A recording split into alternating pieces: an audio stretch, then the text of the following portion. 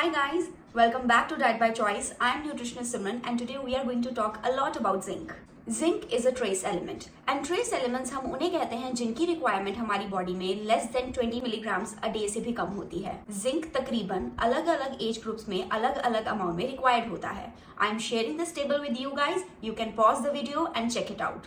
Here is the table. इस table में अगर देखा जाए तो इन एडल्ट्स इसकी रिक्वायरमेंट 10 मिलीग्राम्स अ डे से लेकर 13 मिलीग्राम्स अ डे के बीच बीच में रहती है.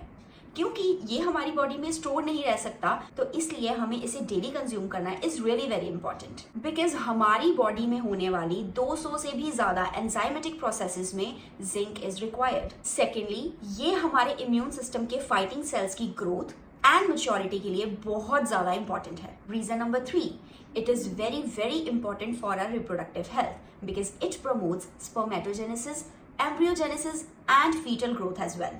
Number 4 is wound healing.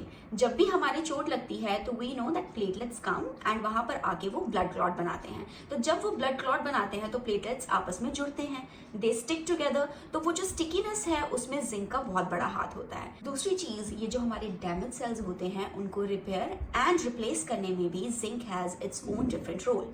तो अब आपको कैसे पता चल सकता है कि कहीं आपकी बॉडी में जिंक की कमी तो नहीं है? So following are the symptoms. Number 1, सबसे common symptom that is loss of smell and taste. Second one is frequently common cold because your immunity gets compromised due to deficiency of zinc. Number 3 is delayed wound healing. आपके जख्म जल्दी नहीं भर रहे हैं. Number 4, skin rashes especially around your mouth area. आपकी जो skin है वो extremely dry and flaky होनी शुरू हो जाएगी. So now let's talk about its sources.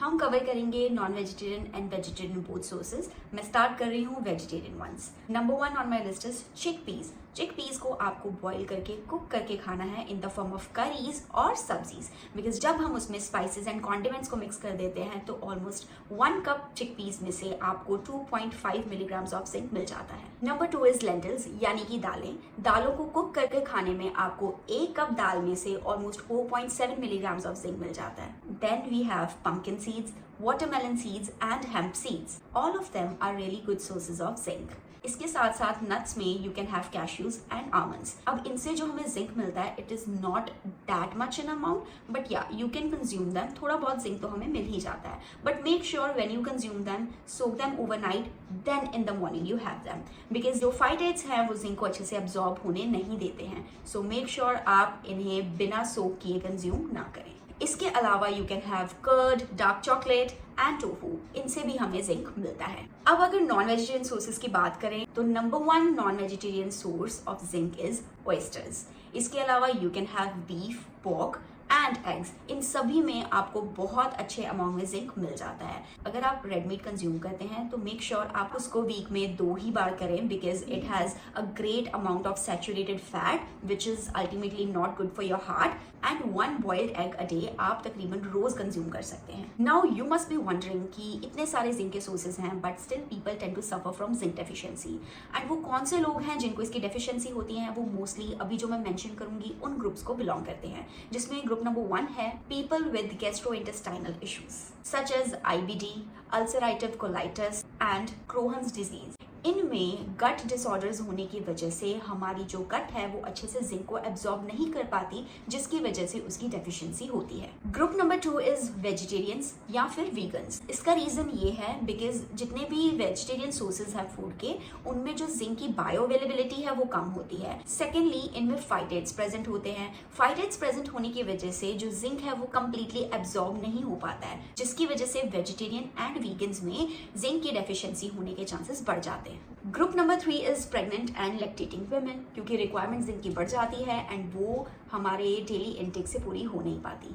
Group number 4 is children with sickle cell disease. Group number 5 is people with alcohol use disorder. Because ethanol consumption से भी हमारी zinc की absorption effect होती है. तो अगर आप इसमें से किसी भी ग्रुप को बिलोंग करते हैं so you might need to shift on zinc supplements. But कुछ ऐसी प्रिकॉशंस हैं जो आपको लेनी है when you are taking zinc supplements, जिसमें से नंबर 1 इज जिंक सप्लीमेंट्स को आपको या तो अपनी मील्स के 1 घंटा पहले लेना है या फिर अपनी मील के एटलीस्ट 2 घंटे बाद. बिकॉज जब हम खाना खाते हैं it contains fibre, phosphorus and bran जो जिंक की एब्जॉर्प्शन को इंटरफेयर रहते हैं। प्रिकॉशन नंबर 2 इज, अगर आप ऑलरेडी आयरन सप्लीमेंट ले रहे हैं तो आपको अपने जिंक एंड आयरन सप्लीमेंट के बीच में एटलीस्ट 2 घंटे का गैप रखना है, बिकॉज आपस में ये भी एक दूसरे की एब्जॉर्प्शन के साथ इंटरफेयर करते हैं। Precaution number 3 and the last one is, अगर आप एंटीबायोटिक्स या फिर डायूरेटिक्स पे हैं उस टाइम पे आप अपने जिंक सप्लीमेंट को अवॉइड करें।